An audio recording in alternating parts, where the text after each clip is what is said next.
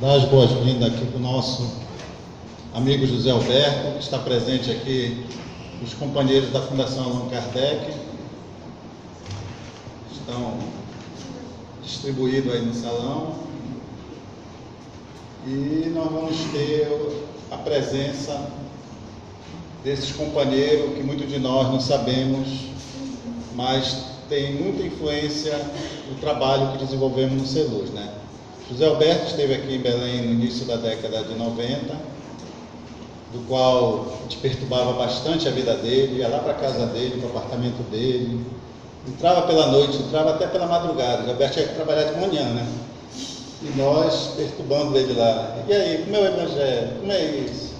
Como é o tratamento espiritual? E haja pergunta em cima do José Alberto. A esposa dele também muito amorosa, sempre trazia aqueles lanches lá pelas 11 horas da noite. E nós íamos entrando isso durante vários anos. Durante o José Alberto estar aqui conosco, ele distribuiu essa luz aqui para a nossa casa. Então, muito da nossa assistência espiritual que nós temos hoje aqui, esse companheiro aqui, não é o modelo, mas foi muita referência para tudo isso que nós estamos fazendo hoje na nossa casa. Então, os companheiros da Fundação, sejam bem-vindos todos mais uma vez, e o José Alberto de agora continua aqui com a gente.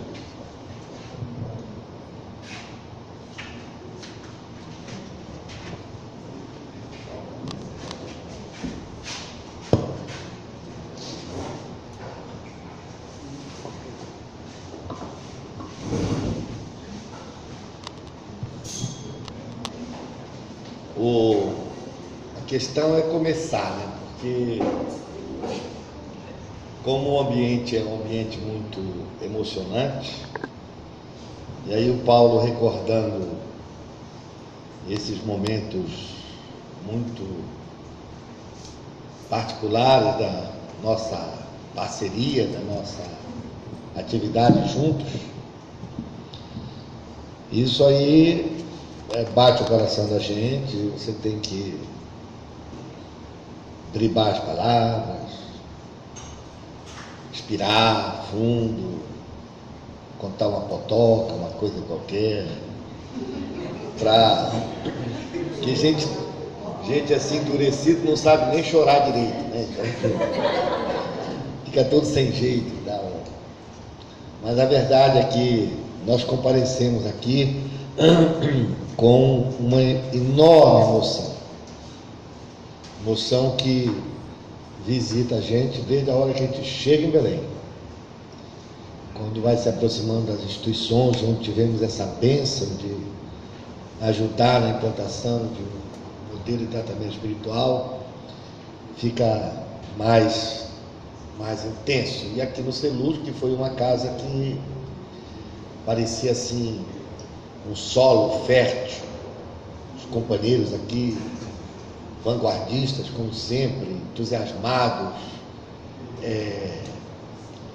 abraçaram e se fizeram porta-vozes, junto com a União Espírita Paraense, de um momento muito sui generis da movimento espírita paraense, que foram essas providências que o Paulo se referiu, né? Mas um particular aspecto daqui do CELUS é que, na época, nós estávamos iniciando, estruturando metodologias de ensino, de aprendizados mais sistemáticos para o aprendizado da vida de Jesus. E, na oportunidade, o primeiro grupo de estudo sistematizado do Novo Testamento foi implantado exatamente aqui no CELUS, e que nos deu base para ampliar outros estudos que faziam, né? E nós avançamos bastante lá na instituição, temos muitos grupos de estudo sistematizado do Novo Testamento, e começamos a produção de material, de roteiros de estudos sistematizados da vida de Jesus. Para fazer, entretanto, esses roteiros, há uma necessidade de pesquisa muito intensa. a pesquisa básica é a gente dar uma ordem metodológica nos episódios da vida de Jesus, porque como a vida de Jesus é contada pela perspectiva de 4 evangelistas, que nem sempre seguem uma ordem comum, é preciso então você fazer um trabalho de arrumação deles para que você tenha uma lógica que organize. Por certo, os estudiosos, os teólogos e os historiadores têm suas metodologias próprias e você pode encontrar à disposição muitas formas de acessar esse Evangelho do Cristo. Nós, entretanto, procuramos uma forma que nos desse mais intimidade com a vida dele. Mais do que ficar nos grandes blocos de conhecimento, nós queríamos compreender os detalhes do seu cotidiano, como é que um episódio se passava para o outro, quais eram os personagens que faziam parte dele, por que as coisas ocorriam, que era essa vontade de nos tornar íntimos da vida de Jesus. E aí, em Manaus, nós produzimos o volume 1 desses roteiros, com todos esses dados, e demos uma parada, porque uma série de demandas passaram a existir na nossa instituição, e tivemos que dar uma parada nele. Os companheiros tinham material, prosseguiam, e de um tempo para cá eles vinham aperreando a gente: olha, tem que prosseguir na produção dos roteiros, tem que seguir adiante, não sei o quê. Aí eu comecei a receber pedido daqui do Celuso, o Nilton: Zé, cadê os novos roteiros, cadê o restante e tal? E isso me inquietava um pouco, e nós preparamos um grupo lá para fazer esse trabalho, que se preparou durante um tempo grande, vai começar a produção desses roteiros agora. Mas havia necessidade, primeiramente, de a gente ordenar a vida de Jesus sobre esse aspecto que nos permite nos tornar íntimos dele, né? E aí, quando o Celur nos convidou para vir participar desse trabalho hoje, quando eu olhei a proposta deles, eram 2 temas simples. Era só o Sermão do Monte e o Sermão Profético. Aí eu olhei e disse: isso é metade do Evangelho. Aí eu disse: eu vou reclamar disso para os meus amigos. Aí eu disse: olha, vamos diminuir, vamos focar no aspecto, porque é muito grande e tal. O que eu vou fazer lá? Aí pensei, demorei, tal, olhei, e aí eu disse: olha, eu acho que tem aqui uma oportunidade de eu fazer esse trabalho que eu estou adiando, que é ordenar a vida de Jesus para poder dar base para o roteiro. Então, eu quero dizer que o convite de vocês, o primeiro efeito que ele produziu foi isso.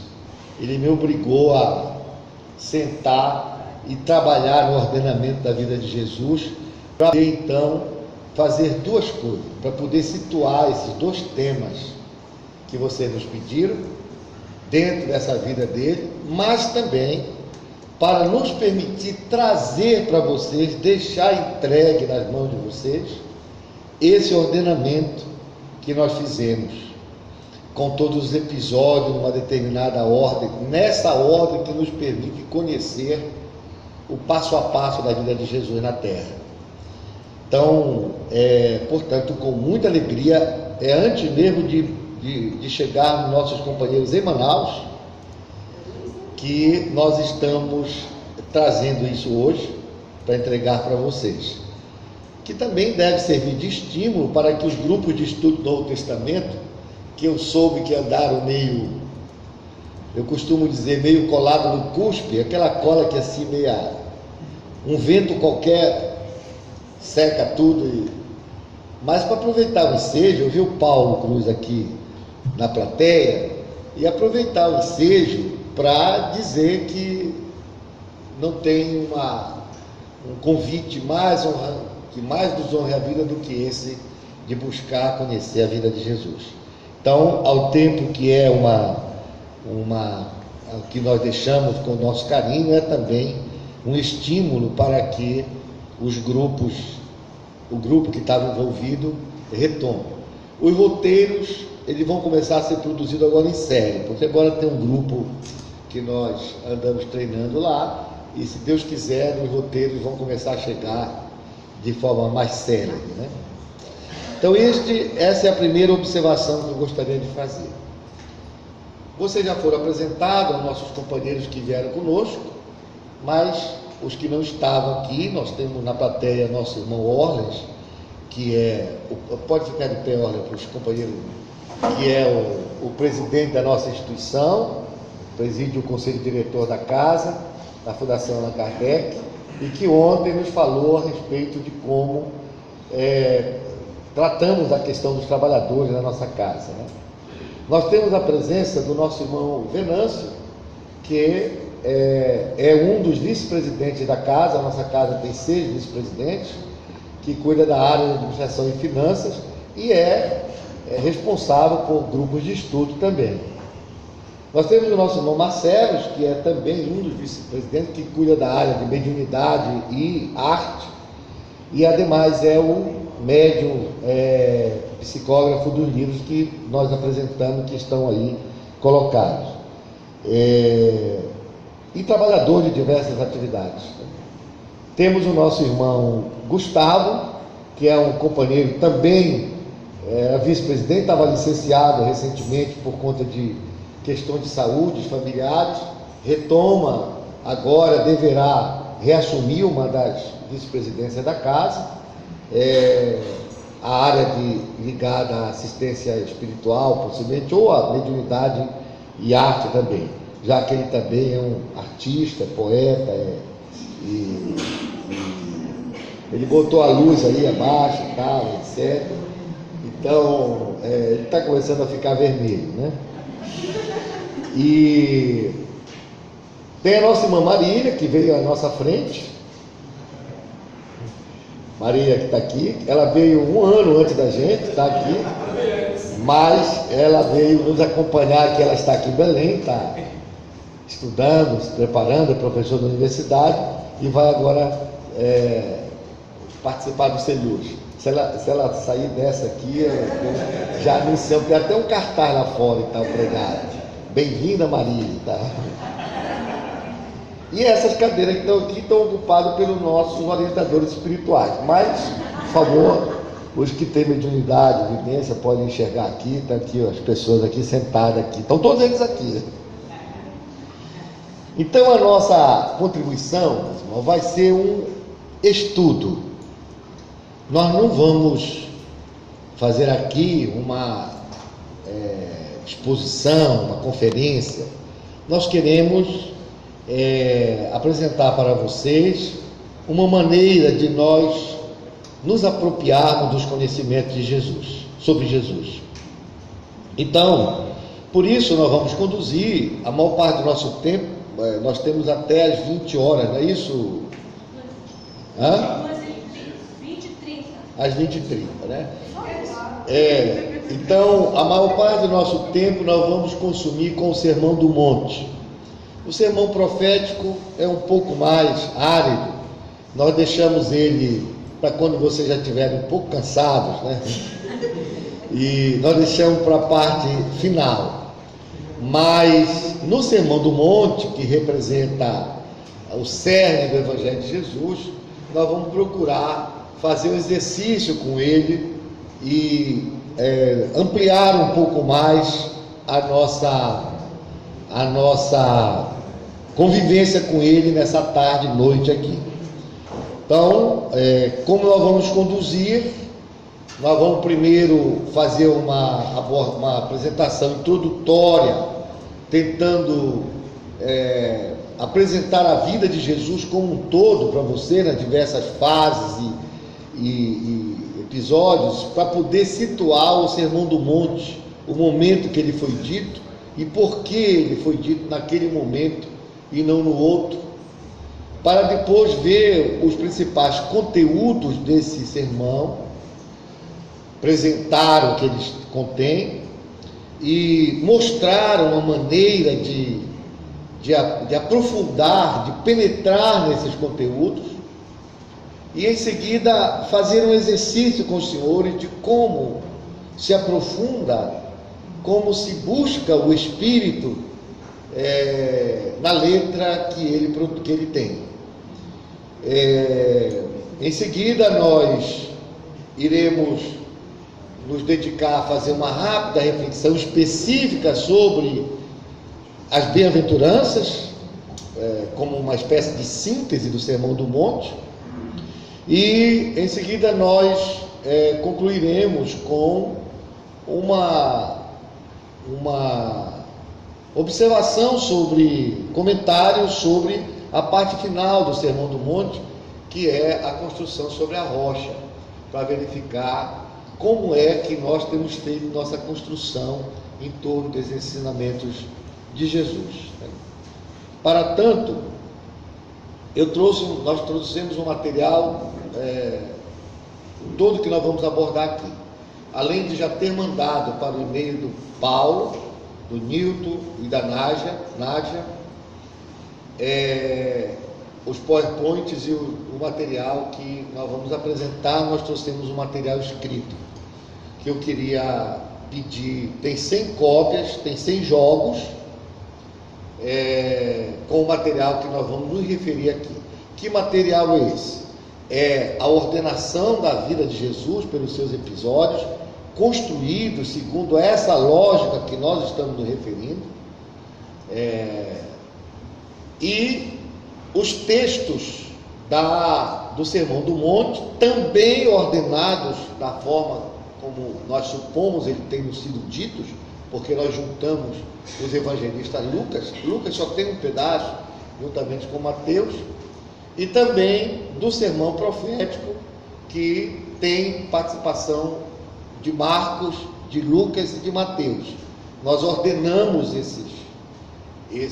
essas contribuições de cada um desses evangelistas, produzimos os textos que vamos dispor a vocês, que estão aí para vocês usarem. O meu amigo Venâncio, aí antes de iniciar, podemos distribuir. Tem 100 cópias, portanto dá para todos, que é para vocês terem em mãos. Não é para irem consultar, mas se vocês precisarem, em determinado momento vocês vão precisar para consultar. Essa é a nossa...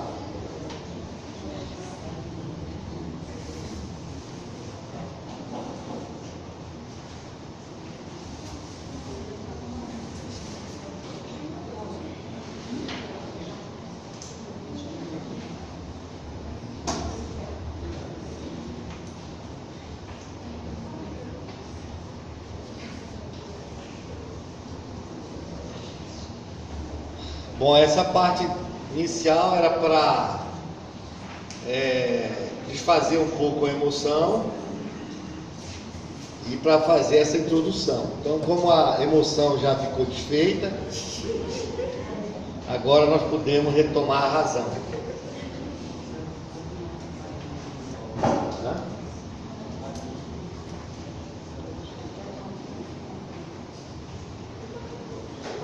O Marcelo está perguntando se a luz dele está atrapalhando aqui. Não foi essa a pergunta. Se a minha presença aqui atrapalha. É para vocês ficarem com ele bem na mente, porque se ele pisar na bola no futuro, esse livro que estão aí assinado por ele, vocês já sabem em quem vocês vão vibrar na direção dele.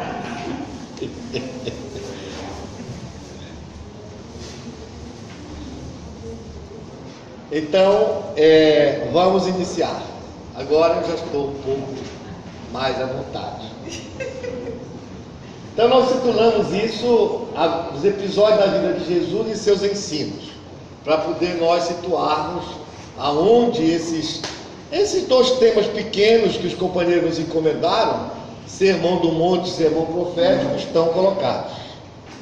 Vamos lá. Bom, em primeiro lugar, vocês conseguem ver lá atrás? Conseguem? Oh, que bom. Beleza. Então, a primeira coisa é nós termos, porque nós costumamos falar de Jesus como o modelo mais perfeito, mas é um pouco até interessante que nós, espíritas, adotemos isso, mas nós temos pouca afinidade, pouca intimidade com Jesus e sua vida. Como eu já falei outras vezes aqui, nós nos acostumamos com o Evangelho segundo o Espiritismo, ficamos nas teses principais, que já foi um avanço espetacular, mas deixamos de lado a riqueza imensa que é a vida e os fatos que associaram sua estada na Terra. Por isso nós precisamos retomar essa centralidade de Jesus em nossas vidas e nas teses espíritas, né? Aqui vocês conhecem certamente a passagem em que o Kardec pergunta para os espíritos qual que é o tipo mais perfeito, e que os espíritos respondem, é a resposta mais curta de todo o livro dos espíritos, que é só uma palavrinha, Jesus, né? Como guia e modelo. Mas o Kardec faz um comentário muito interessante sobre essa pergunta, quando ele diz o seguinte: para o homem, Jesus constitui o tipo da perfeição moral a que a humanidade pode aspirar na Terra. Deus nos oferece como o mais perfeito modelo, e a doutrina que ensinou é a expressão mais pura da lei do Senhor, porque sendo ele o mais puro de quantos têm aparecido na Terra, o Espírito Divino o animava. Então olha só, com Cristo tudo é mais, é o mais perfeito modelo, a doutrina dele é a mais pura, porque ele é o mais puro, porque a sua doutrina representa o Espírito Divino em toda a sua essência. Então nós estamos nessa contextualização naquilo que tem de mais sublime em termos de conhecimento na Terra, disponível para o progresso do Espírito. Não estamos diante de um conjunto de ensinos bíblicos, a coisa da Bíblia, tá? Para os espíritas, o significado de Jesus não é um significado meramente religioso, não é um simbolismo, é um conteúdo pedagógico, é o mais excelso conteúdo pedagógico que a humanidade já teve conhecimento, por conta disso, porque ele é o mais perfeito, sua doutrina é a mais pura, e porque ela expressa a pureza do Espírito Divino. Então, essa é a razão pela qual nós deveríamos ser íntimos da vida de Jesus e procurar encontrar nos seus ensinos aquilo que nós precisamos para o nosso progresso. Não nos iludamos, a doutrina espírita, que é a bênção da nossa vida, ela é um mecanismo para compreender o Evangelho de Jesus. O grande propósito do Espírito na Terra é viver o Evangelho de Jesus. A doutrina espírita é a ponte para que nós possamos compreendê-lo, desvendá-lo, penetrá-lo, aprofundá-lo. E muitas vezes nós nos detemos em demasia, enriquecemos de conhecimento espírita, mas que fica distanciado do Evangelho. Tanto é assim que nós somos capazes de ter conhecimentos espíritas fantásticos sobre reencarnação, sobre comunicação mediúnica, sobre várias coisas, mas na hora de vivenciar o Evangelho de Jesus, parece que nós não sabemos de nada do Evangelho. É uma dor no coração a gente constatar isso, que nós somos criaturas cultas sobre as leis que o Espiritismo nos propicia, mas quando chega a hora de vivenciar o Evangelho, nós parece que somos analfabetos de Evangelho. Aí pode saber? O Emmanuel vem e diz para nós dessa forma. No livro Consolador, na pergunta 235, ele falando lá sobre o que o Evangelho representa, em determinado momento ele diz o seguinte: olha, em se tratando de iluminação espiritual, não existe fonte alguma além da exemplificação de Jesus no seu Evangelho de verdade e vida. O modelo de Jesus é definitivo e único para a realização da luz e da verdade em cada homem. Então, novamente nós temos aí na palavra do nobre benfeitor uma forma muito taxativa, como só em ser as afirmações do Emmanuel. Mas em relação ao Evangelho, ele é muito peremptório. Não existe fonte alguma. A parte da reticência, ele está se referindo a outras fontes nobres de educação do mundo, outras contribuições de filósofos e de pesquisadores, enaltecendo essas fontes, mas ele diz, em relação à iluminação espiritual, não existe nenhuma lei da exemplificação dada de Jesus. E o modelo de Jesus é único, não existe outro igual a ele, e é definitivo, ou seja, ele é para sempre, ele é atemporal, para todos os tempos, ele é acultural, para todas as culturas, ele é policontextual, para qualquer contexto, porque ele nos apresenta as leis morais, as leis naturais, que regem o progresso do ser.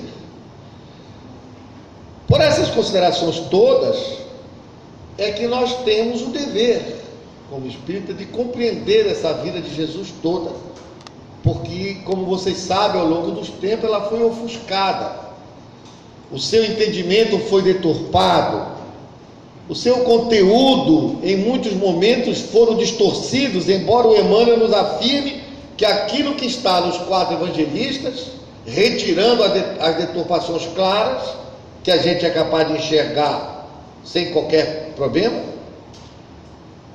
aquilo que está nos evangelistas representa a essência do pensamento do Cristo.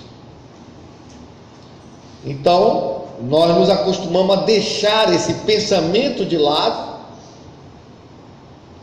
Desconfio que isso seja parte de uma estratégia que foi adotada pelos adversários do Cristo. Tão logo a igreja se institucionalizou, os evangelhos de Jesus, primeiro se tentou desacreditar esses textos, produzindo no Mediterrâneo uma quantidade enorme de evangelhos apócrifos, que eram textos que comentavam algumas coisas sobre Jesus, mas que introduziam muita bobagem, e circulava no Mediterrâneo no final do século II umas 3 dezenas de evangelhos apócrifos, uma tentativa, portanto, primeiro de misturar as bênçãos do céu com as bobagens da terra. Felizmente, no final do segundo século, os pregadores mais responsáveis resolveram sentar para escolher qual dos evangelhos quais dos textos iam servir de referência para as pregações que se desenvolviam, e escolheram os 4. Muito bem, como essa estratégia não funcionou, os adversários do Cristo, a quem respeitamos, eu me dirijo a eles com respeito, não com crítica, e eu estou falando sério, eu estou me referindo àqueles que têm lutado contra a implantação do Evangelho na Terra. Aqueles que o André Luiz chama de aborrecidos da luz.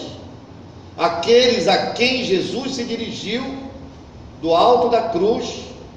Amélia Rodrigues tem um belo texto sobre ele, quando Jesus disse: Pai, perdoai-os, eles não sabem o que fazem. Muitos imaginavam que Jesus estava se referindo àqueles que estavam crucificando. Ele se referia aos espíritos revoltados contra Deus, que têm atuado contra o progresso da terra e, em particular, contra as teses do Cristo para a iluminação do ser humano.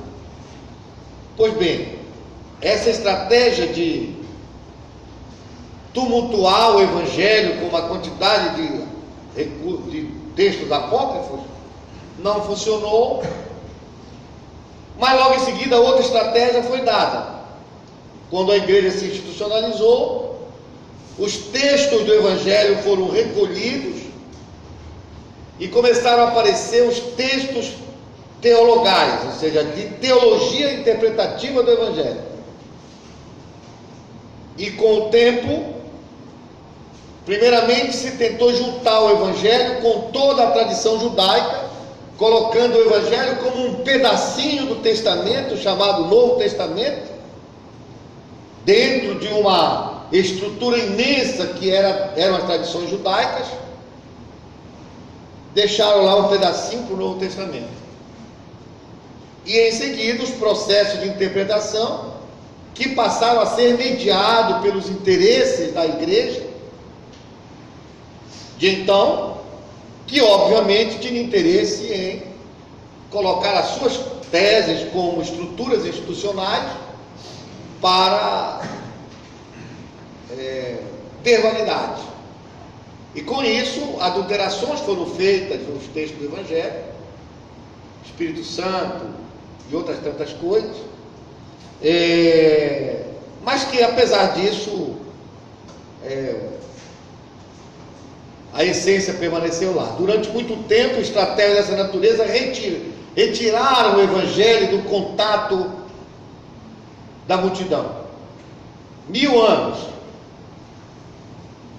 até que veio Martinho Lutero e fez a reforma, trouxe de volta o Evangelho para o povo, porém logo depois uma nova estratégia surgiu e os seguidores de Martinho Lutero se degladiaram, criaram dezenas de frentes interpretativas, e agora a estratégia é outra. A estratégia é confundir as interpretações do Evangelho.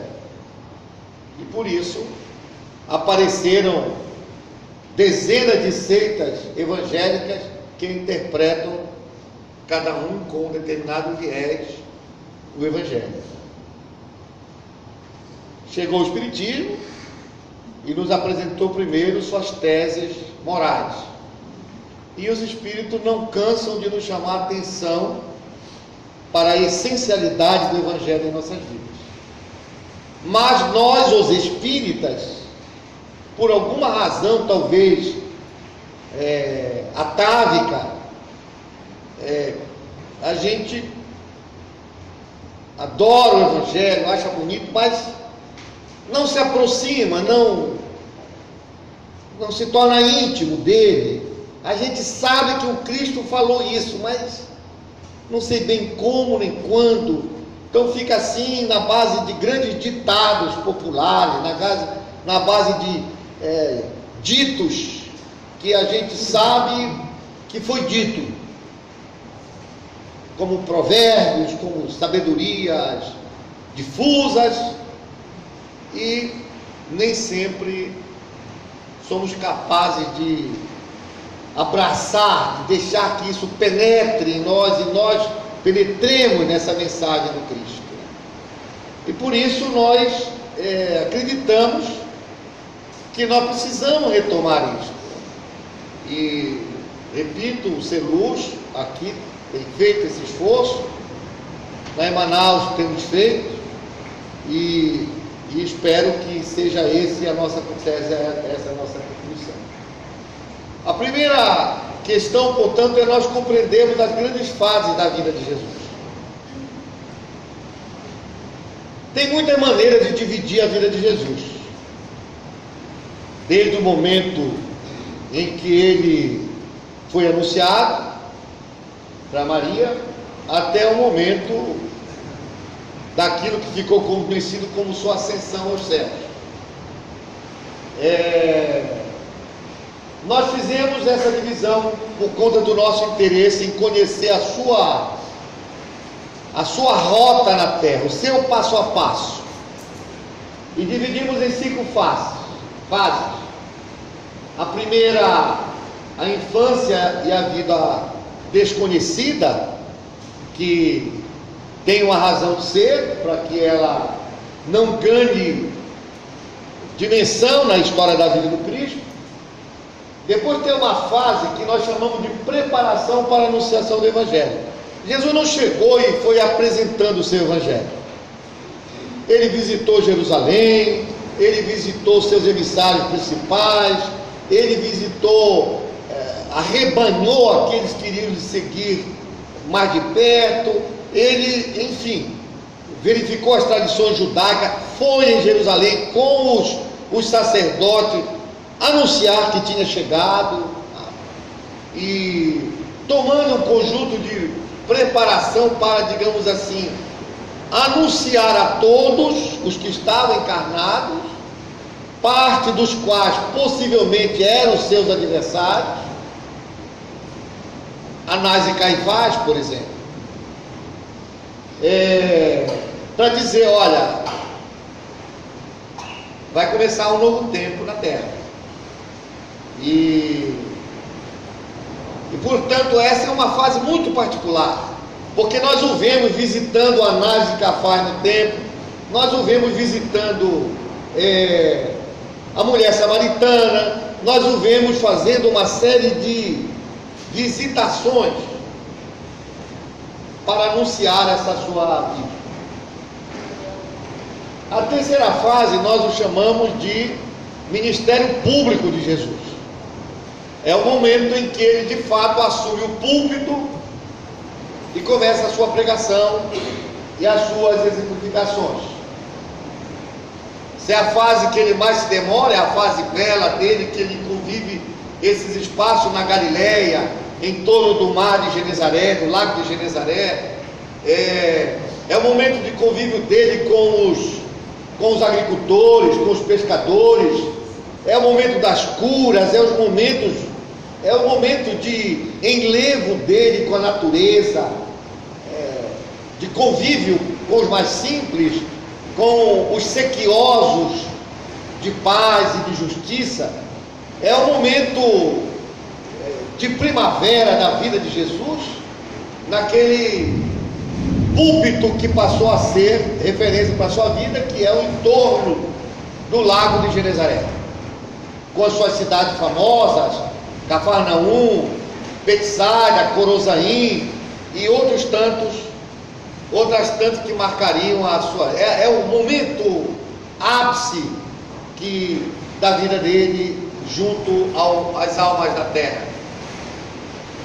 Em seguida ele passa por uma outra fase, que é a fase vivida na Judéia, fase que teve sua base em Jerusalém, mas nas cidades ao redor, Betfagé, Betânia, que foram as fases mais duras, a fase da traição, da perseguição, da crucificação, do abandono, a fase do testemunho que ele viria a dar na terra. Essa fase em Jerusalém representava uma espécie de sede de onde reuniu esses espíritos comprometidos com o progresso da terra, uma espécie de guardiões das teses judaicas, e que, no entanto, traziam essa renitência em relação às teses do Evangelho. Ela se desenvolve em torno de Jerusalém. E por último, a última fase, que é pós-crucificação, quando ele estabelece os últimos avisos, as últimas orientações, convive com os apóstolos, vivenciando, demonstrando a continuidade da vida, o seu pós-vida física, mostrando para aqueles com quem ele convivia a realidade integral da vida após a morte. Então essas 5 fases, para que a gente tenha uma referência cognitiva, se dá dessa maneira, assim como ele está. Cada fase dessa vida, ela tem etapas. Eu não vou detalhar cada uma delas, porque ela está no material que eu entreguei a vocês, mas vou apenas repassar a título de informação. No caso da infância e a vida oculta, nós dividimos em 3 subfases: a anunciação de novos tempos, ou seja, é um conjunto de episódios em que a vinda de Jesus é então notificada para vários atores daquela comunidade. Segundo, o nascimento e a infância, ou seja, um conjunto de episódios raros, mas importantes, que narram a infância do Cristo, desde o nascimento até a condição de jovem. E a terceira etapa é a anunciação precursora de seu ministério público, que é agora, nós vamos iniciar a pregação, é a distribuição dos panfletos, com a programação que ele iria seguir. E ele fez isso. Ele saiu anunciando. Tem aquela música católica lá do padre, não sei se é o padre Zezinho, não sei quem é esse, é ele que chama, que ele fala, pareceu um jovem pregador, como é, não me lembro bem, mas...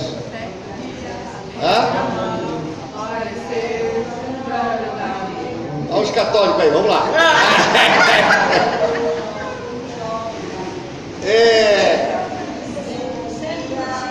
Vai lá. Cantem. Quando era Jesus de Nazaré, sua fama se espalhou e todos vinham ver o fenômeno do jovem pregador que tinha tanto amor. Tá vendo?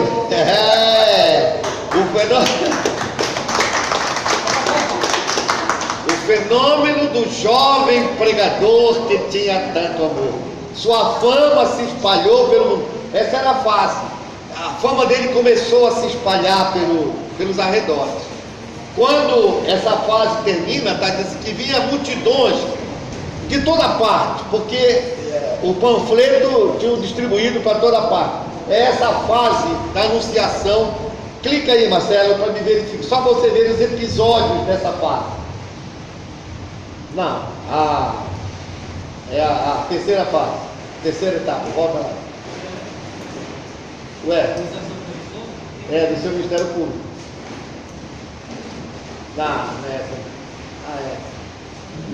Sim, Jesus volta a Nazaré, João Batista inicia a sua missão, o Batista sai de cena, volta de novo lá.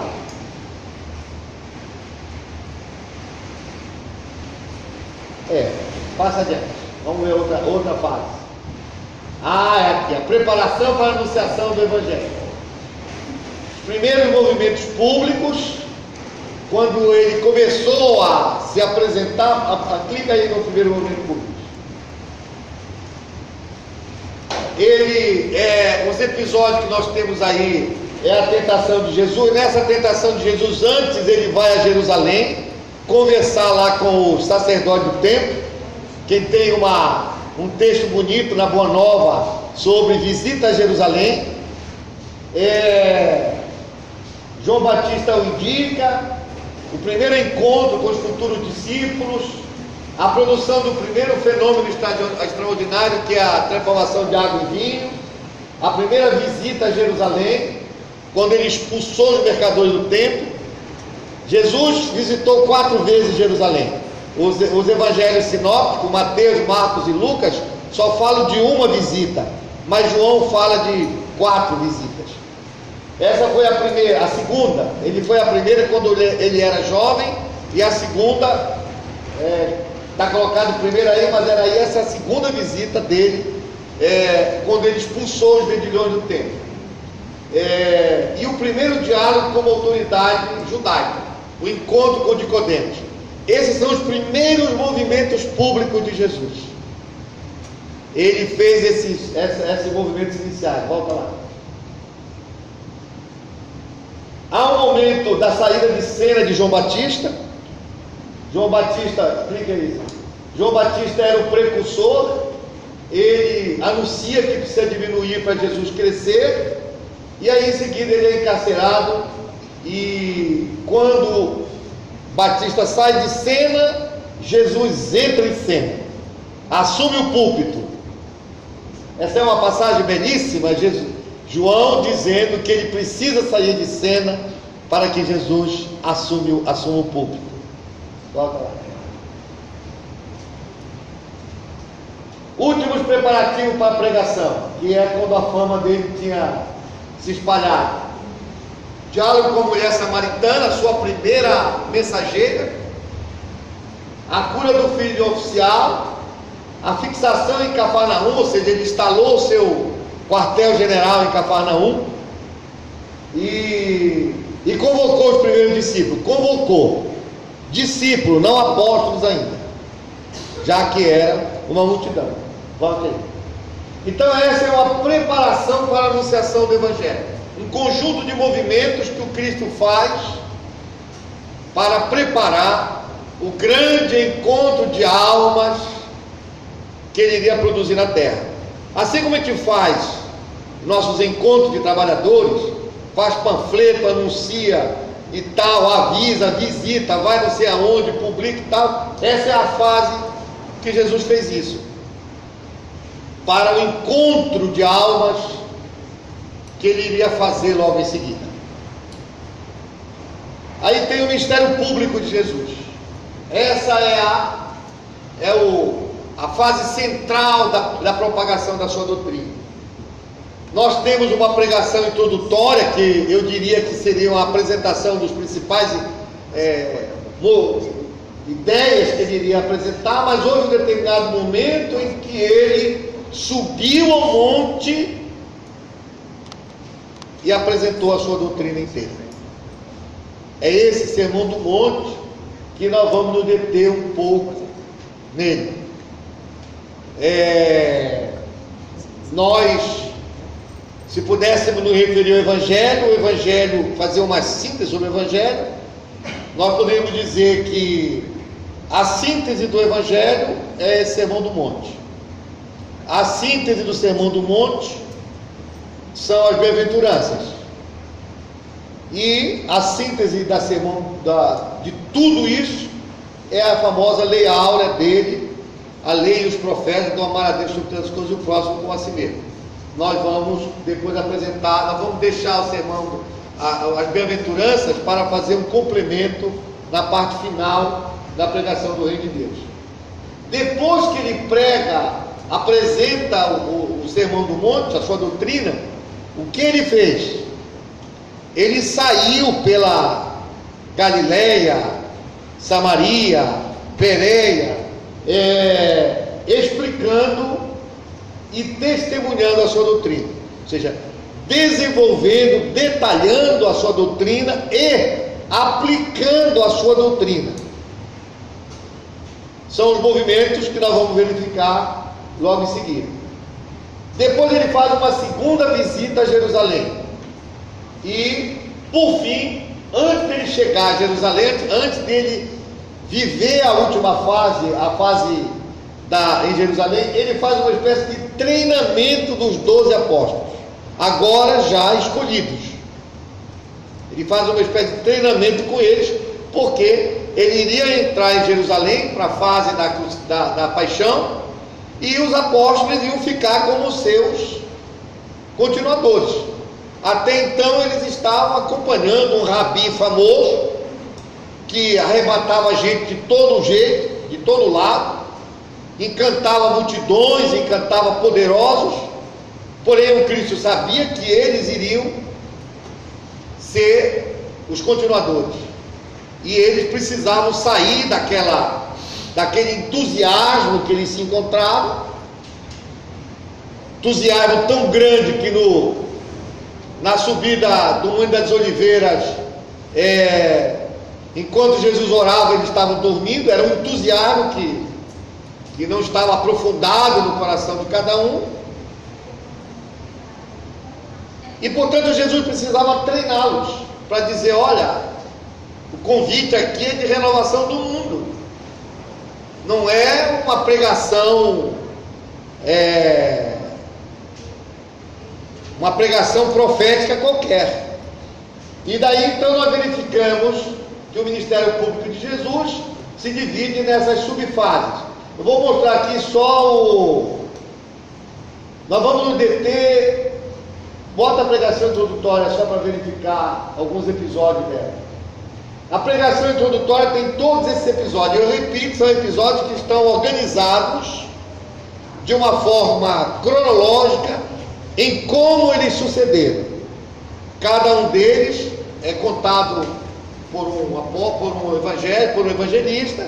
Portanto, eles estão nessa ordem que nós queríamos apresentar. Primeira pregação na sinagoga de Cafarnaum, a cura da sogra de Pedro, as primeiras curas coletivas, a cura de um leproso, a convocação de Mateus, esclarecimento sobre controvérsia de jejum, do sábado, e o penúltimo episódio dessa pregação introdutória, nós titulamos boa parte desses títulos desse episódio, como nós temos, à luz daquilo que nós imaginamos que deveria ser: Jesus atende às dores da multidão. Há um determinado momento que o atendimento que ele faz são as dores de diversa natureza que a multidão tem. E por fim, nessa fase introdutória, ele escolhe os 12 para por fim apresentar a sua doutrina. Volta lá. Aí vem a pregação do Reino de Deus. Antes da pregação do Reino de Deus, passa para a fase 4.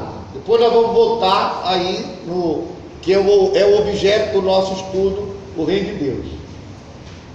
A fase 4, em Jerusalém, a paixão e crucificação, é uma fase dolorida, porque é a fase, meus irmãos, em que a humanidade vai ficar cara a cara com a sua possibilidade de redenção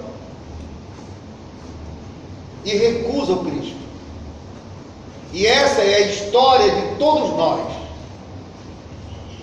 Daí nós ordenamos esses episódios dessa forma: uma pregação pública lá em Jerusalém, a pregação específica para os apóstolos, que é esse discurso profético que nós vamos examinar depois disso, nós chamamos de discurso escatológico.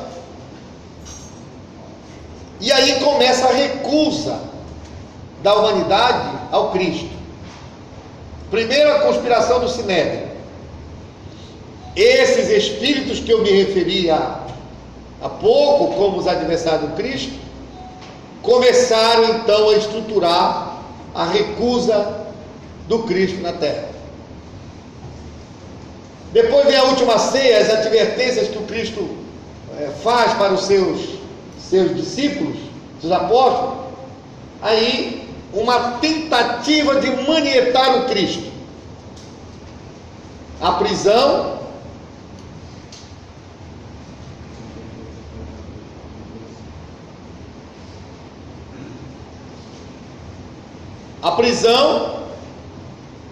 o assinte de julgar o Cristo,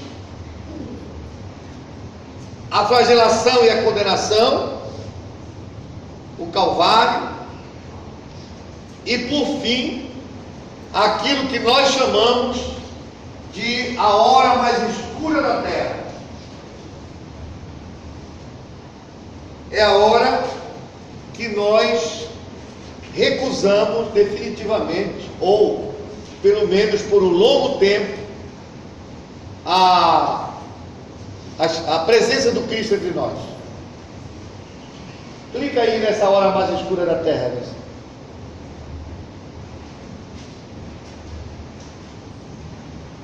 Os episódios que nós colocamos nesse momento, que eu acredito seja o momento que nós selamos a nossa escolha pelas rotas duras da existência que nós temos trilhado para lá. Recordem, a época em que Jesus viveu, a terra já tinha avançado longos passos.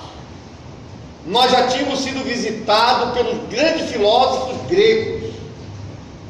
A filosofia que se desenvolvera na Grécia ainda é a base da filosofia dos dias de hoje. Nós já tínhamos tido visita de grandes emissários dos céus na Índia, com Buda, na China, com Forri, Lao Tse. Nós já tínhamos tido a grande base dos ensinamentos dos judeus com Moisés e uma série de contribuições nobres. Nós já tínhamos tido a base da organização da sociedade com a civilização romana estruturada em bases legais, a convivência social. A legislação de hoje ainda é uma civilização, a lei de hoje, que evoca a legislação romana, que precisava, era o direcionamento espiritual que o Cristo viria trazer. Nós recusamos. Aquele cálice de que a humanidade tanto fala, na hora da prece dele, não era o cálice do Cristo, e sim o cálice que a humanidade passaria a beber daquele momento em diante. A crucificação do Cristo, que ficou como uma espécie de karma coletivo da humanidade. Até hoje a gente não consegue passar da coroa de espinho, da cruz, do sangue. Nós não olhamos para Jesus, a não ser o flagelo que ele passou, porque naquele momento a humanidade acompliciou-se com esta recusa do Cristo, organizado por aqueles que não lhe queriam a presença na terra, nem a presença de suas orientações. Por isso, nós chamamos esse momento a hora mais escura da terra. E os episódios que nós colocamos, sempre repetindo, ordenadamente, numa forma cronológica de como eles foram acontecendo, juntando o relato dos diversos evangelistas. Trevas se espalham sobre a terra. Jesus declara que tudo está consumado. As pessoas acham que tudo está consumado com a morte dele. Tudo estava consumado para o destino que a humanidade estava semeando ali. Tudo estava consumado porque a partir daquele momento nós estávamos fazendo escolhas como povo, como espíritos. E ao fazer escolha, nós consumamos o nosso futuro, porque os efeitos virão. Como eu disse, daquela época que a humanidade vivia um avanço em diversos campos, o que restou daquela humanidade?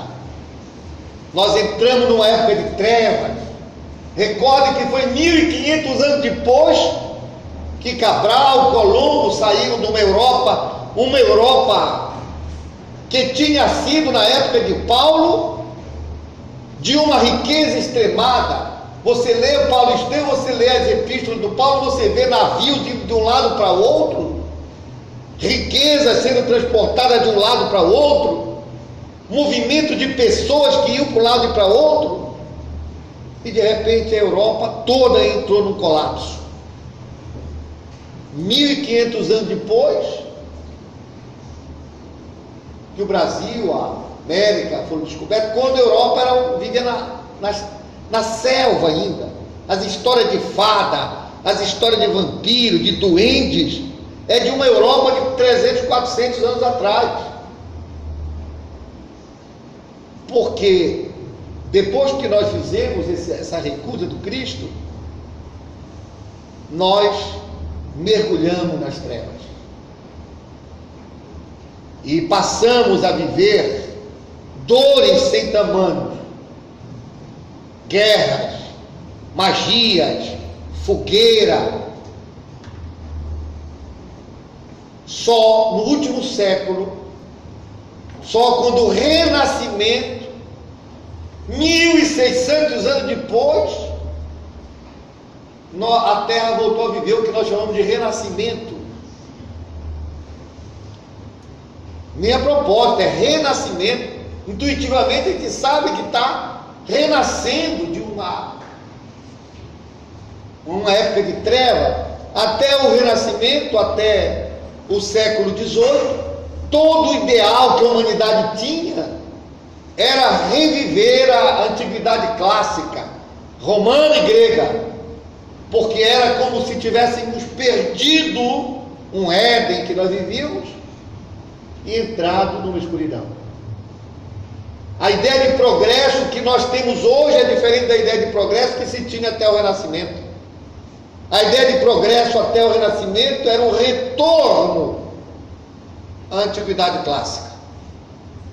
Só depois da ciência natural, exata, e os aportes do Renascimento, 300, 400 anos atrás, é que o ideal de progresso passou a ser o futuro e não o passado, porque intuitivamente a humanidade sabia que tinha feito escolhas e tinha deixado para trás, tinha dobrado uma esquina.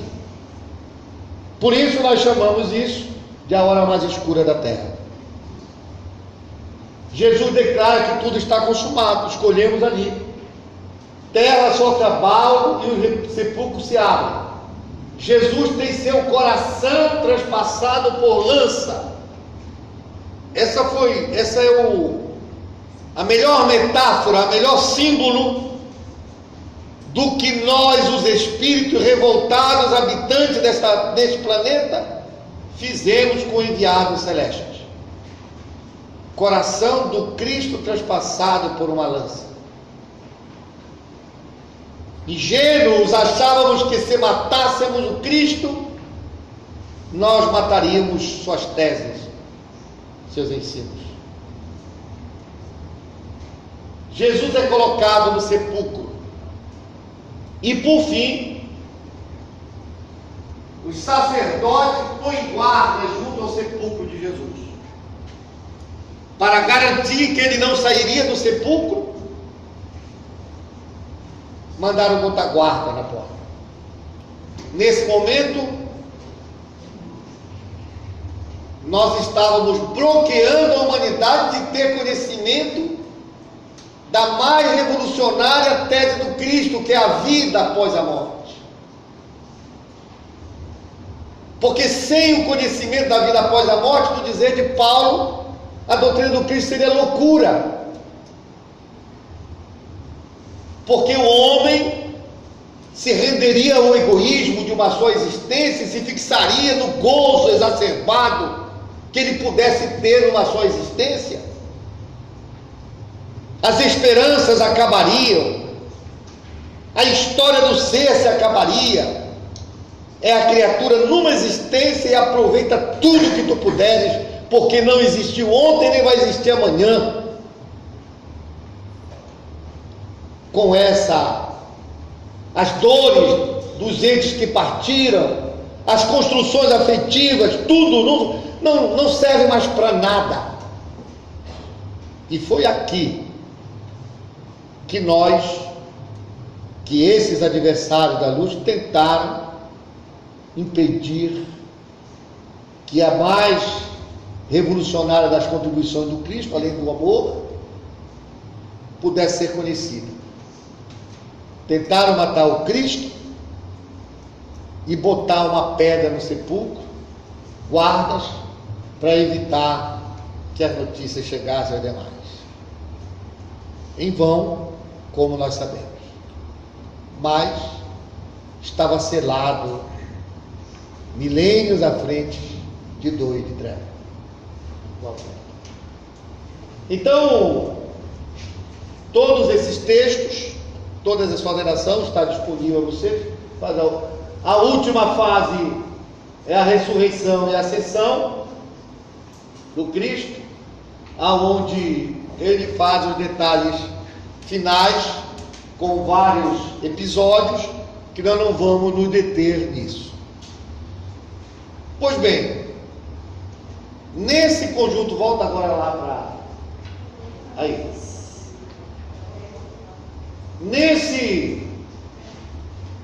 Nessa vida que nós passamos de forma rápida, tem no centro dela o ministério público de Jesus, e no centro desse ministério público o Sermão do Monte. É ele que nós vamos ver os episódios agora, para depois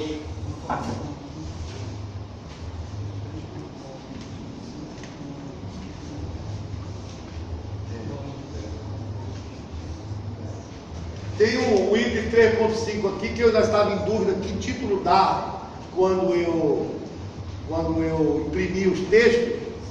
Então, nos resumos,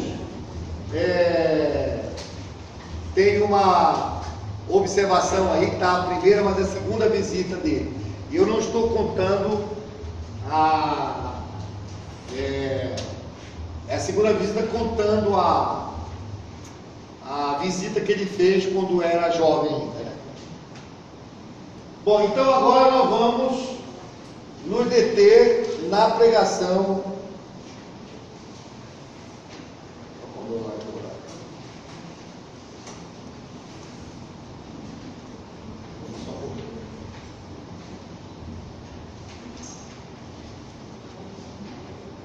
Estou só colocando o horário aqui para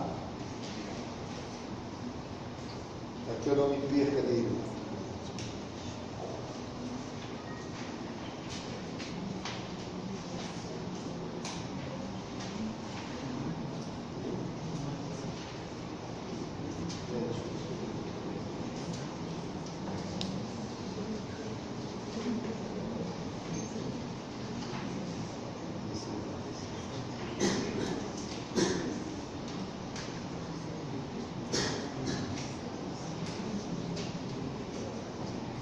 Muito bem, então nós vamos agora ver a pregação sobre o reino de Deus.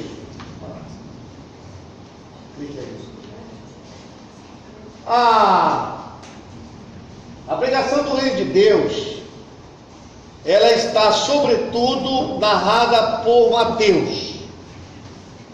Os demais evangelistas, eles falam desses ensinos em tópicos espalhados pelo texto. A única que tem uma contribuição introdutória para isso é Lucas, que vocês vão ver anotado aí. Ele apenas faz uma introdução ao Sermão das Bem-aventuranças. Então, o primeiro item, primeiro episódio desse Sermão do Monte é a proclamação das Bem-aventuranças. A proclamação da bem-aventurança nós vamos deixar por último, para esse trabalho que nós vamos fazer. Depois, ele apresenta a ideia do sal da terra, a luz do mundo, que nós escolhemos aqui para mostrar como é que se estuda, ou de que maneira, uma boa maneira de se apreender esses ensinos mais profundos de Jesus. Depois ele apresenta a ideia de não vir destruir a lei, mas completá-la, tentando mostrar às criaturas humanas que todas as contribuições nobres que a terra tem recebido são contribuições vindas do alto, e que as teses do Cristo não vêm destruir nenhuma delas, mas ao contrário, complementá-las, ampliá-las. Uma mostra de dizer que aqueles que estão em qualquer tipo de doutrina podem encontrar rumos para a sua felicidade, para o seu progresso. O impositivo da fraternidade é um texto que nos apresenta a clara observação de que nós não ascenderemos ao progresso se nós não aprendermos a ser fraternos uns com os outros. Não é possível você avançar. Você pode distribuir 1 milhão de pratos de sopa, você pode vir 1.500 vezes por mês aqui no centro espírita, você pode incorporar 1 milhão de espíritos, você pode fazer o que você fizer de obra exterior. Se você não for fraterno, nada disso adiantará. Ser fraterno é uma imposição da necessidade do progresso. Mas nós vamos ver, vocês vão trabalhar nele. O pensamento como origem do mal. Nós achamos que mal está fora. Passamos ali e vemos alguém fazendo uma farra, está vendo, o mal está espalhado na terra. Vemos uma fotografia ou outra coisa, nós estamos enxergando o mal fora de nós. Ele nos apresenta uma outra ideia de que o mal não é aquilo que a gente vê lá fora, aquilo só é o efeito. O mal é o que está dentro de nós. Nós nos acostumamos na história antropológica a ver os perigos para nós fora de nós, que passamos milhões de anos achando que o perigo para nós estava no leão que vinha me comer, na outra tribo que vinha me destruir, na tempestade que ia cair, e nós estamos sempre achando que o mal, as coisas ruins para mim, estão lá fora. Sempre achamos isso. E o Cristo veio apresentar isso, não é lá fora não. O mal verdadeiro é o que está dentro de nós. Com detalhes que estão bem colocados. Ou seja, tentando mostrar que os perigos para nós não são as coisas de fora. Os perigos para nós são aquilo que está dentro de nós. União marital como compromisso de solidez. A ideia de estruturação da família encontra em Jesus uma excelente estruturação que vale a pena termos em mente. Agir com garantia da consciência. Tudo aquilo, diz ele, que sair disso vem do inimigo. Se eu ajo no mundo em desacordo com aquilo que tem na minha consciência, eu crio uma espécie de dupla personalidade. Eu digo para o outro, meu irmão, mas íntimo eu estou dizendo, ele é um desgraçado. Então eu estou agindo em desacordo com a minha consciência. Chega diante da esposa, eu finjo que estou direitinho, mas no fundo eu acabei de fazer uma bobagem lá fora. Mas eu estou aqui me apresentando como um bonzinho. Eu faço uma confusão no centro espírita qualquer, e quando o presidente chega, eu me apresento de outra maneira. Não, rapaz, eu só estava querendo ajudar, isso e aquilo. Ou seja, nós criamos uma dupla personalidade, que a gente age para parecer aos outros, em desacordo com aquilo que minha consciência é. É aí que Jesus vai dizer, seja seu proceder sim, sim, não, não. Porque senão eu crio uma distonia entre o que eu sou e o que eu penso ser. E aí ele prossegue. Recompensa de Deus, dos mais belos ensinos de Jesus. Nós estamos a toda hora procurando recompensa dos outros. Recompensa porque nos paguem o salário, recompensa porque reconheçam o que eu fiz, recompensa como gratidão, pai querendo gratidão do filho, recompensa, nem viram que eu pintei o centro, nem viram que eu arrumei as cadeiras direitinho. Nós estamos sempre em busca de aplausos dos outros. E aqui ele apresenta uma ideia de buscar a recompensa de Deus, que é a mais bela dos lauréis, o mais belo dos lauréis que a criatura pode buscar. É nessa passagem que nós vamos encontrar aquilo que deveria ser a busca nossa, da recompensa de Deus. Que a tua mão direita não sabe o que faz a esquerda, mas Deus, que vê o que tu fazes, em segredo te recompensará. A recompensa de Deus é sempre em segredo, porque ela é dentro do nosso coração, da nossa consciência. Mas nós estamos em busca de migalhas, essas recompensas externas. E quando não nos reconhece, a gente chora, se aborrece, se melindra. E o que é isso? É migalha. Quando nós deveríamos ter em busca da recompensa de Deus? Mas os detalhes estão muito lá. Tesouro da terra e tesouro dos céus. Nós estamos encarnados, e como criaturas encarnadas, nós estamos submetidos a um conjunto de injunções. Estamos num corpo. O corpo tem suas exigências. Ele quer comida, ele quer sexo, ele quer isso, quer aquilo outro. Eu vivo numa sociedade que me reconhece pelo que eu tenho. Então eu quero ter um carro, eu preciso ter uma casa, eu preciso ter isso, eu preciso ter aquilo. Eu vou precisar procurar emprego, então eu tenho que ter um currículo recheado, de mestrado, doutorado, não sei o que mais. E aí nos damos conta, perdemos de conta que esses são tesouros fugazes. E esquecemos os tesouros que nós vemos em busca.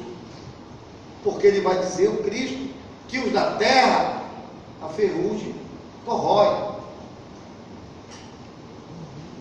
E os do céu, aqueles que nós vamos buscar, como espíritos, são eternos. Mas nós trocamos isso, esquecemos completamente, deixamos as buscas mais nobres pelas chamadas mordomias da carne.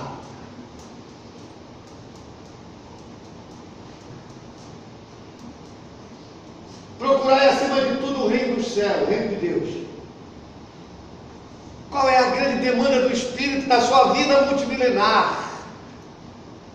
Nós todos contamos de forma entusiasmada que nós somos espíritos expulsos do planeta Capela. Viemos lá da constelação de Pleiades para cá. Não sabemos de onde nós viemos expulsos, antes de Capela, se nós fomos expulsos de outro.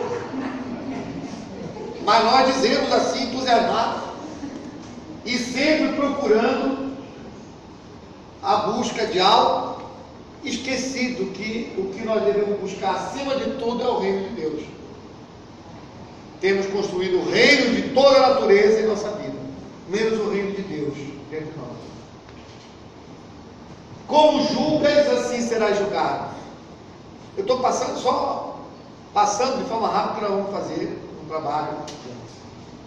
O Cristo diz de forma muito clara: quando eu julgo alguém.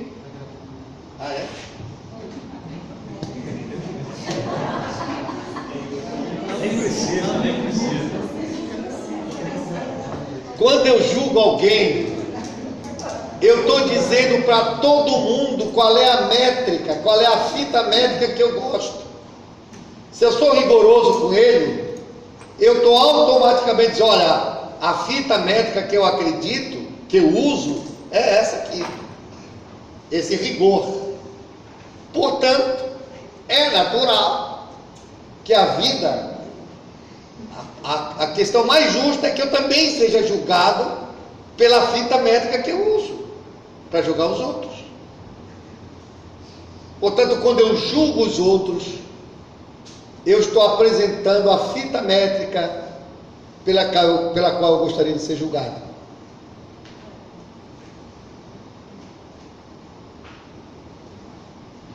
Como amar o próximo? Uma síntese, uma regra áurea que ele vai apresentar lá é fazer os outros aquilo que gostariam que fizéssemos a nós.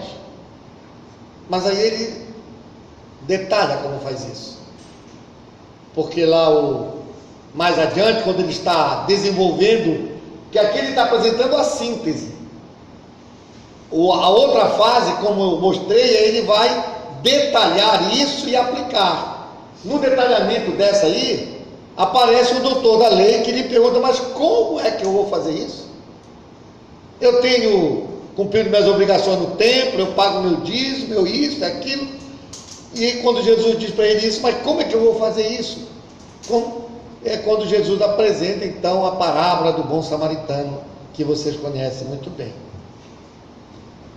Os falsos profetas, ele nos apresenta a ideia de que, com o propósito de nos desviar, nós teremos aqueles que tentarão desvirtuar essa pregação do reino, que foi o que aconteceu em toda a história do cristianismo.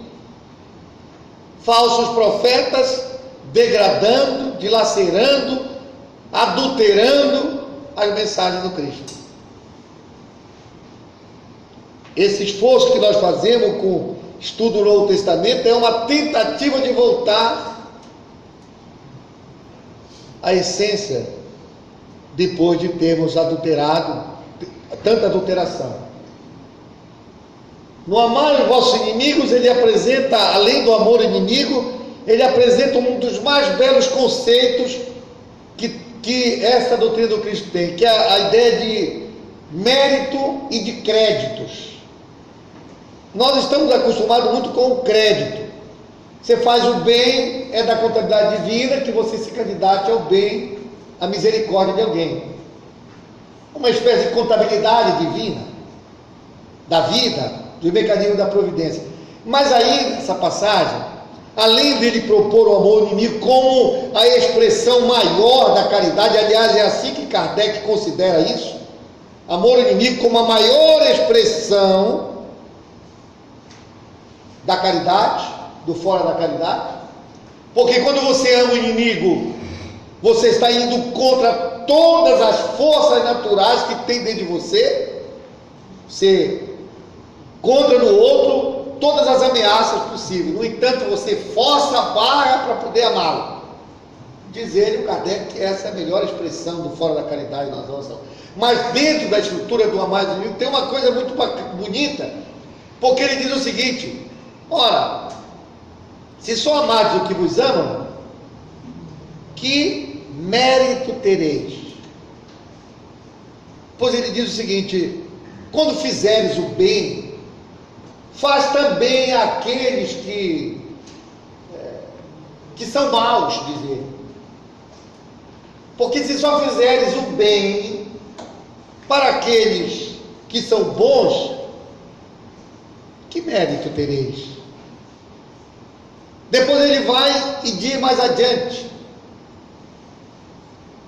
sobre aqueles com quem eu convivo na relação. Se eu me relaciono bem só com aqueles que se relacionam bem comigo,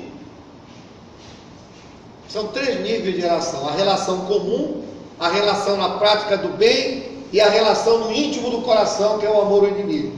São 3 níveis de relações que o Cristo propõe nesse amar os vossos inimigos. Aí ele diz assim: se só se relacionar de bem com aqueles que se relacionam bem contigo, que te cumprimentam, Cristo, que mérito tereis? Essa é a passagem que ele apresenta a diferença de mérito. Mérito é aquilo que eu faço apenas por amor a Deus, apenas para me sentir próximo de Deus. Mérito é aquilo que eu faço apenas diante da minha consciência e do Criador. Não faço por nenhuma outra razão mais. Esse é o conceito de mérito, diferente do crédito, que você vai fazendo uma beneficência, isso, aquilo, vai fazendo bem, e esse bem que você faz é uma relação sua com a vida, com o outro, mas essa do mérito é a relação sua com o Criador. É quando você começa a se relacionar direto com o Criador, quando você inclui o Criador nos seus movimentos. Eu vou fazer isso por amor a Deus, não me importa quem ele seja, é por amor a Deus que eu vou fazer isso. É aí que o Cristo dirá em outro momento: então começareis a ser chamados filhos de Deus. É nessa hora que nós começamos a nos entender como filhos de Deus. Nós somos todos filhos de Deus, mas é nessa hora que nós começamos a ter consciência dessa nossa condição de filho de Deus. Quando eu começo a buscar uma relação com Deus dessa forma. É nessa passagem: amai os vossos inimigos, que ele diz isso. Modo de orar, mecanismo de interação com o mundo espiritual, que todos nós conhecemos. Como vês, assim sentirás. Ou seja, dependendo da forma como eu vejo as coisas, é essa minha forma de ver que vai dizer o que eu vou sentir. Eu olho para uma chuva. Se eu acho que essa chuva me atrapalha, eu vou sentir que aquilo é a pior coisa do mundo. Se eu achar que essa chuva é bênção de Deus, vai ajudar o surgimento das minhas plantas, eu olharei a mesma chuva e direi: graças a Deus. Meu olhar dirá a ele: se o teu olhar, entretanto, é treva, todo o teu corpo estará entrevado. Se for luz, todo o teu ser estará iluminado. A forma de olhar a vida. O que buscais, achareis. Quem procura acha, diz o ditado popular, mas é o Evangelho que nos diz isso. A pessoa que está louca atrás de droga, vai encontrar droga. A pessoa que está procurando uma casa espírita para se melhorar, vai encontrar uma casa espírita. A pessoa que está interessada em crescer intelectualmente, ela vai atrás de livro e vai se curar. A pessoa que está interessada em descansar, então ela vai. Esse aqui está a base do que nós chamamos de livre-arbítrio. É a grande base do que nós viríamos a ser ensinado pela doutrina espírita mais adiante. O livre-arbítrio para fazer nossas escolhas. Mas uma vez feita a escolha, a colheita vem. Mas nós somos livres para escolher, para buscar, para pedir. Nós temos vivido milênios pedindo coisas que não nos convêm, buscando coisas que não nos convêm, e porque isto é lei universal, nós acabamos conseguindo aquilo que se busca, com prejuízos para o nosso futuro. Está dito lá por Jesus de forma muito clara isso. A porta estreita. Os caiantes, a porta estreita, porque a larga é da perdição. Quem está no mundo e acha que para crescer espiritualmente vai encontrar facilidades, está equivocado. Quando Jesus nos disse que para segui-lo nós deveríamos nos negar a si mesmo, tomar nossa cruz e todos os dias segui-lo, é porque nós temos um conjunto de tendências interiores, de circunstâncias que, se a gente deixar no piloto automático, elas nos levarão a repetir as mesmas coisas que temos feito em milênios. Mas, se nós entendermos que para domar essas tendências, ninguém dobra um Titanic sem força. Nós somos um Titanics espirituais que temos tendências milenares que nos fazem a procurar sempre o caminho torto, sempre as facilidades, sempre os equívocos. E senão nós vamos dar sempre de frente com o iceberg à nossa frente, porque não conseguiremos dobrar o rumo de nossas vidas. Então, e isso a gente só faz pela porta estreita. Não é um convite ao masoquismo, ao sofrimento prévio. É a lógica da vida, que nós somos espíritos milenares, repetindo toda encarnação um conjunto de hábitos. E quando nós estamos falando de repetindo encarnações, é só olhar lá o que Kardec diz, casa do Pai tem muitas moradas, para dizer que nós somos migrantes de outros mundos, acostumados a repetir essas mesmas coisas, e por isso a gente tem tanta dificuldade em adotar o bem em nossa vida. Por isso, a porta estreita é um convite para não nos equivocarmos sobre a condição que nós estamos aqui nesse mundo. Nós não estamos de férias aqui, e nem estamos pela primeira vez obtendo essa oportunidade. Nós estamos aqui a sério. Nós estamos aqui para aproveitar as oportunidades que já nos têm sido dadas tantas vezes e tantas vezes recusadas. Recusadas individualmente, coletivamente, como povo, e que agora, mais uma vez, nós estamos colocados diante delas. E por fim, o Sermão do Monte termina com um convite a que nós construamos nossa casa sobre a rocha. Chega de construir nossa casa sobre a areia, que certamente vocês conhecem, mas nós vamos ter uma consideração especial com ela no futuro. Eu só estou apresentando os temas, eu não estou estudando nenhum deles, porque não é o caso. Mas nós vamos fazer um trabalho agora em conjunto. Eu vou mostrar aqui, eu escolhi uma passagem dessa para mostrar uma forma de olhar isso. E em seguida nós temos 10 excertos, passagens desse conjunto de textos aí, que está separado aqui, que nós vamos dividir em 10 grupos. Depois eu vou mostrar como é que nós vamos fazer isso. Mas antes, eu quero mostrar um estudo aprofundado desse Sermão do Monte, desse texto. Passa aí. Por quê? Porque como Emmanuel nos disse... Não é isso não.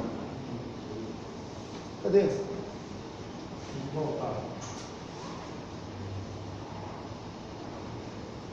Isso. Como Emmanuel nos disse que as teses de Jesus são definitivas e únicas, nós temos que botar o binóculo no que elas dizem. E eu escolhi uma apenas para mostrar 2 aspectos. O conceito que o ensino está trazendo e a forma de colocar em prática esse ensino, dito pelo próprio Jesus em sua passagem, que é o que eu espero que vocês façam no texto que nós vamos entregar a vocês.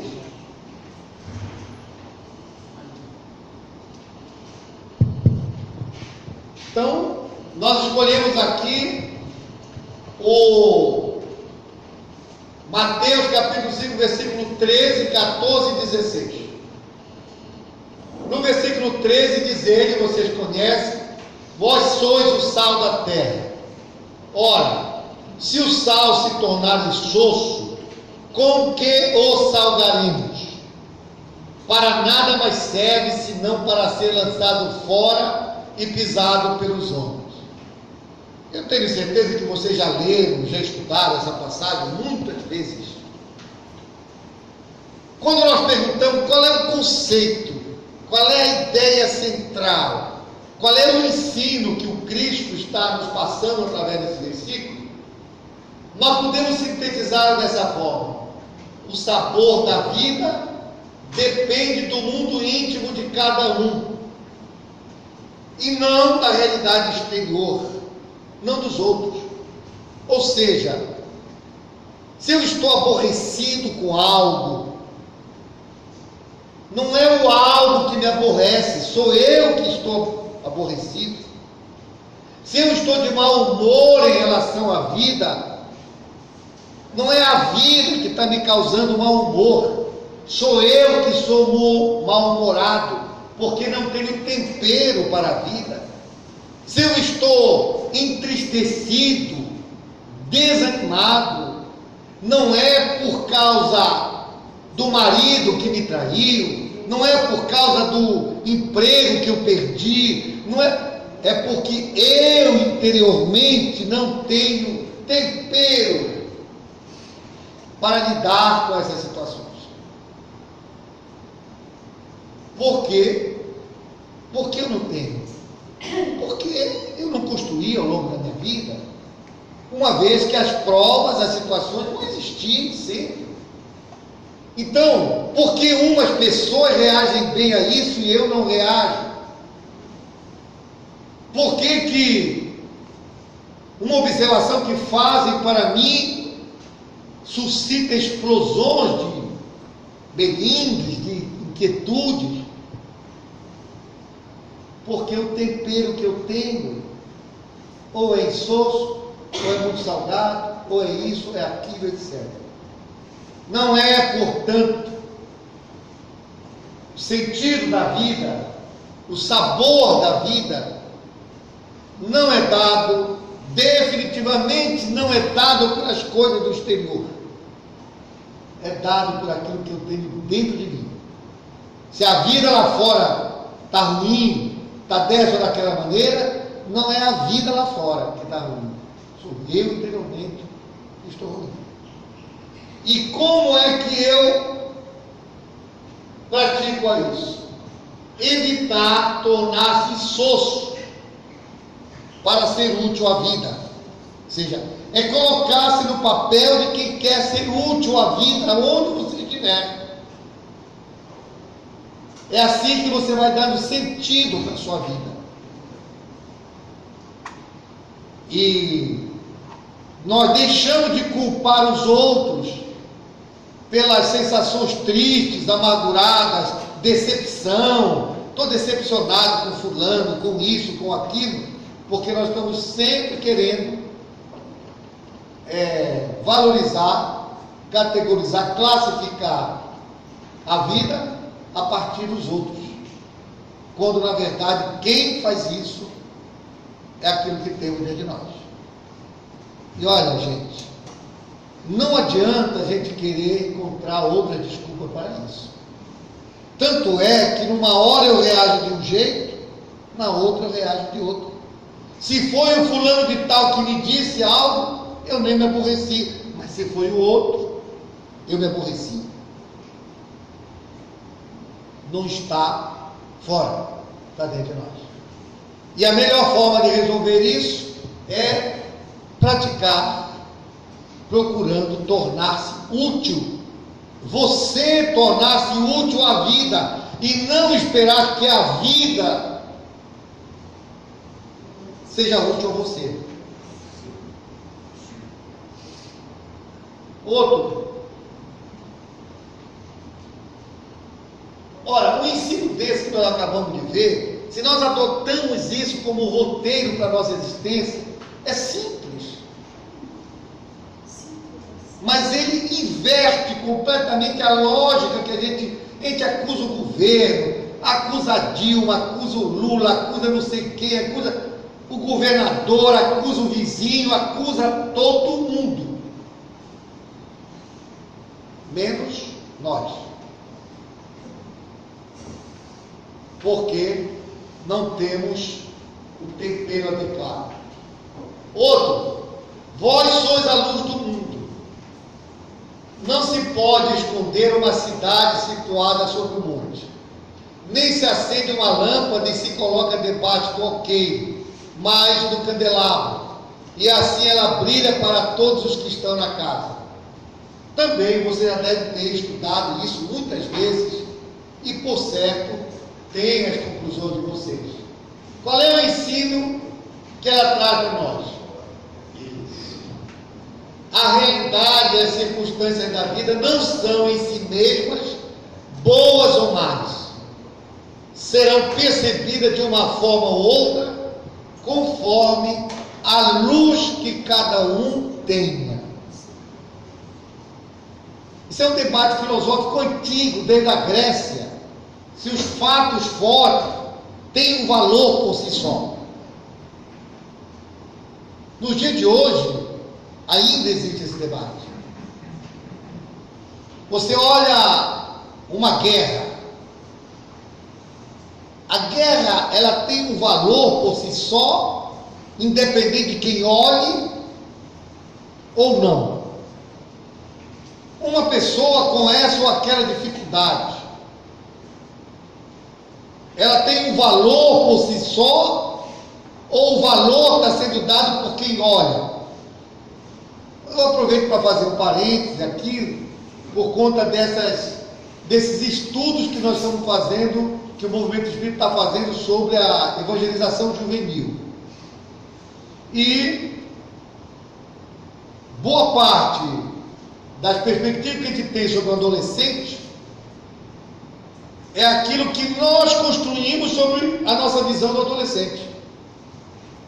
Então nós criamos secularmente a ideia de que o adolescente é uma explosão de insensatez, de altos e baixos, ora está irritado, ora está isso, ora está aquilo, irresponsável, desobediente, não sei o que e tal, etc. Aqui acolá estão os pais espíritas com o seu adolescente na fila do desobsessão, porque nós partimos do pressuposto que esses comportamentos são patológicos. Essa é a visão do adulto sobre isso. Quando, entretanto, você vai estudar isso, você vai se dar conta que isso são dinâmicas naturais de um espírito que está querendo construir sua identidade e seu papel no mundo. Então é natural que ele seja irrequieto, porque ele está testando a maneira de se inserir nesse grupo, naquele outro, porque ele está testando saber o que comportamento é melhor para ele, ser ele ou ser aquele. Ele está recebendo um download de suas tendências do passado, e é natural que essas tendências do passado lhe estimulem a ser desse ou daquele jeito. Ele está bombardeado por hormônios que chegam de toda parte, lhe estimulando um conjunto de coisas. Então é natural que ele mude de um lado para outro.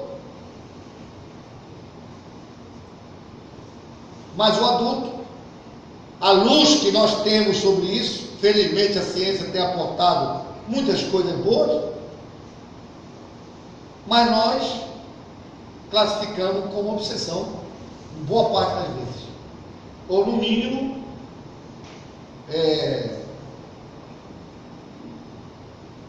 desobediência, ou outras características disso.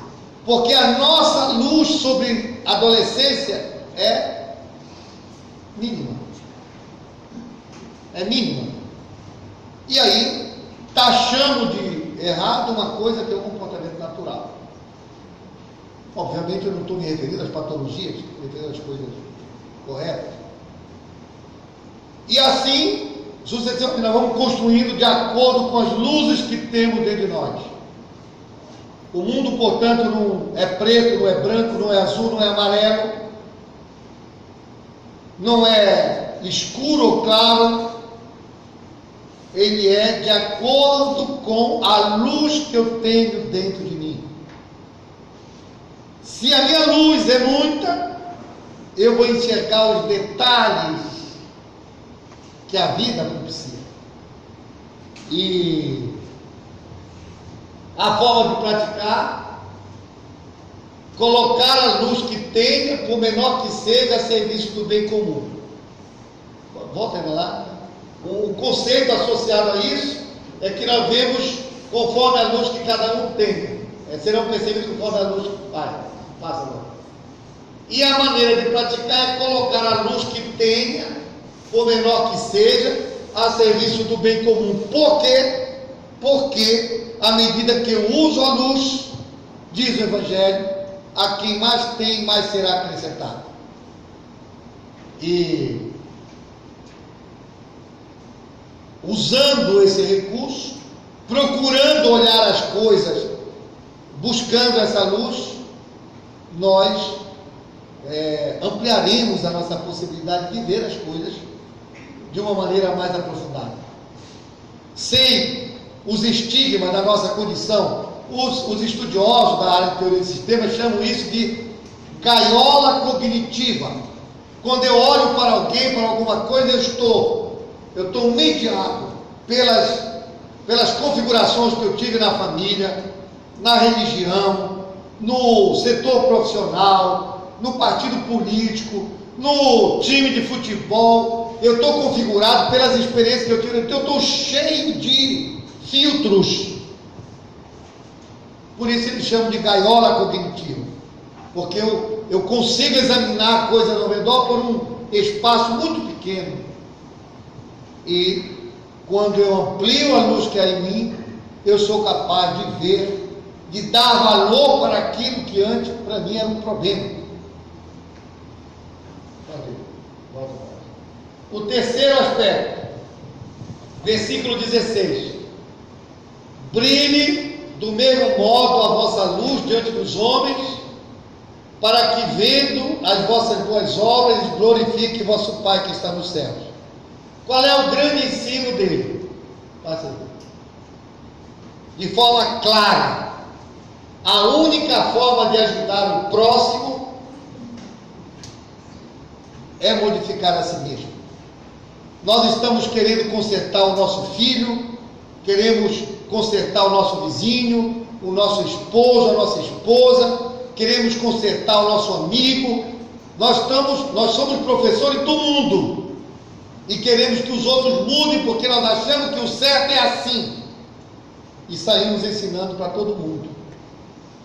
Mas o Cristo, nessa passagem, diz de forma muito clara: só tem uma forma de eu ajudar o outro a ser melhor: modificando a si próprio, sendo exemplo.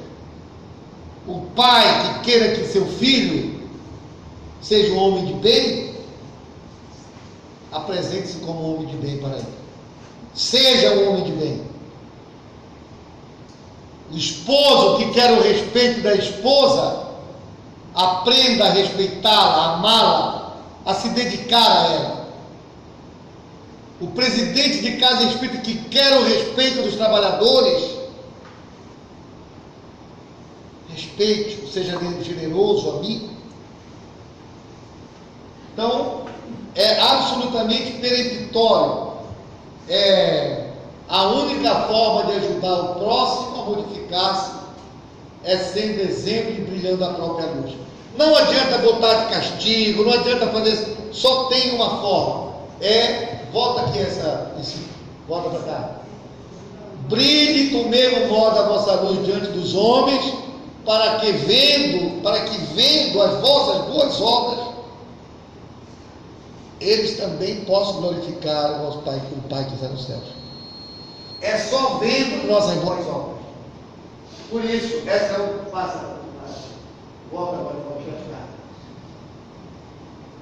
Forma de praticar não tem outra.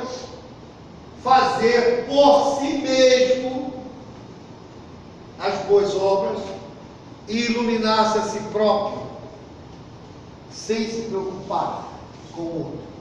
Porque, diz Paulo de Tarso, se tu te iluminas, tu e tua casa se iluminarão também.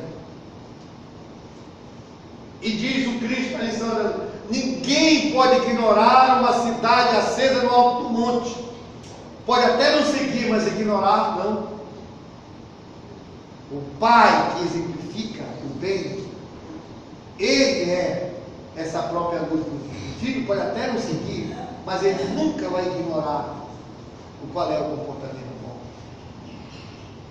Então, ao invés de nós estarmos preocupados, querendo mudar os outros, porque achamos que o outro está indo pelo caminho errado, isso e aquilo, mude você, mude a si próprio. E você terá a oportunidade de contribuir com o outro. Essa é a única forma que nós temos de mudar os outros. A única forma que nós temos de mudar os outros. Nós não temos outra forma de mudar os outros.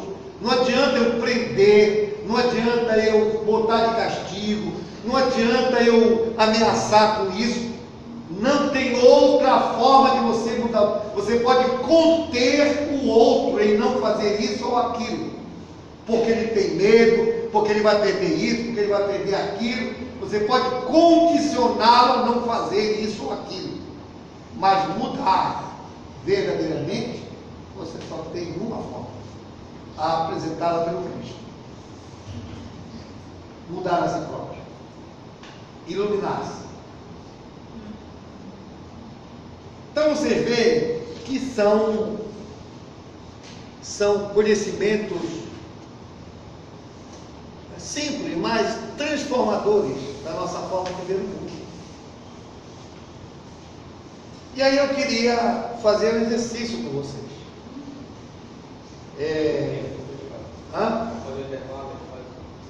Nós vamos fazer um intervalo. E quantos minutos são de intervalo? 15 a 20 minutos no máximo. 15 a 20 minutos no máximo. E aí depois a gente retorna, aproveitando esses 15, 20 minutos, o Renan está aqui ao lado, para ver os locais, teriam 10 grupos, tá? 10 jovens. Mas depois eu dou as orientações.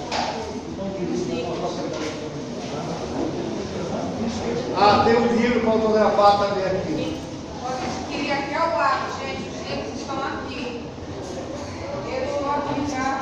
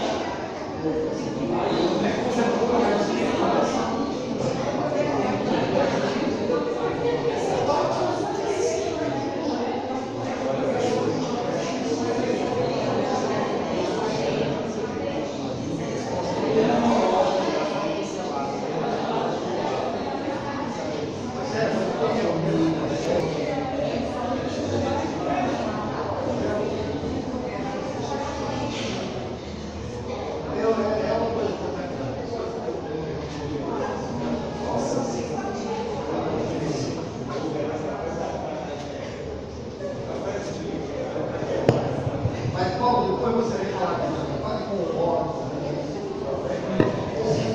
Pessoal, nós temos os livros aqui, que podem ser adquiridos aqui com a Isabel, e o Marcelo, que é o médico, está aqui para autografar para a gente.